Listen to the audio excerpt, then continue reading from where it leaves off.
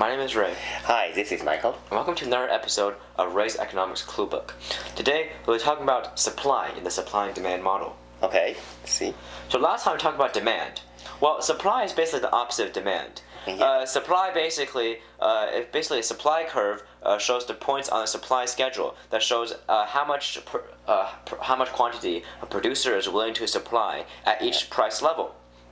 Now, the law of supply is the exact opposite of law of demand. The law of demand stated that the higher the price, the less quantity demanded. Law of supply states that the higher the price, the more quantity demanded. The more quantity actually supplied. Yes. Yeah, because That's supply. Sorry. Of course, yeah. But basically, it's pretty simple because look, with a $0 for the latte, nobody buy it, right? Yeah. But nobody supply it. Yeah. But at $6, 18 people are willing to supply it. 18 quantities are willing to be supplied. 18 cups probably will be supplied. It implies more producer supply as price goes higher because.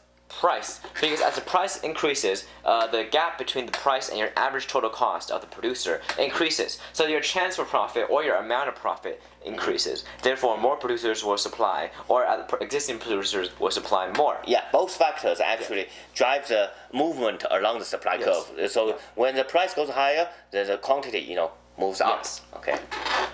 I think that's pretty logical, right? So yeah, okay. So basically, because of how supply and demand are opposite, the law of supply and law of demand is opposite. We have two intersecting slopes. We have two opposite slopes that are bound to intersect. And so basically, when they intersect, we have an equilibrium, which we'll talk about next video. The things that affect supply, that rather than just move it along the supply curve, are these factors similar to demand. We have input prices, prices related to goods, technology, expectations of future prices, and number of producers. Yeah, you don't have to actually remember all those just by memorizing that. It's pretty logical. We call that shift of the supply curve, right? Because of the external factors. Yes. Yeah. And it's just like demand. For instance, input prices as they rise, of course, it's costlier to produce the goods or services, and so basically your supply will shift to the left. Yeah.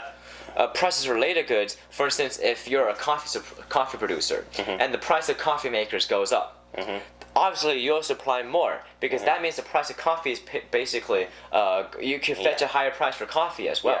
Yeah, because it's pretty much just like a complement, right? Yeah. When the complement goods, the price goes up, your goods is also goes up, so you supply more. The third one is basically technology, which is pretty obvious. For instance, if your factory gets better technology, your workers are more productive because they can produce more with say machines rather than just hammers, and so of course your supply will shift to the right. Yeah. The fourth one is expectations of future prices. For instance, if you're selling lemonade and you expect tomorrow you're going to sell more cups at $2, but today you had to sell them at $1.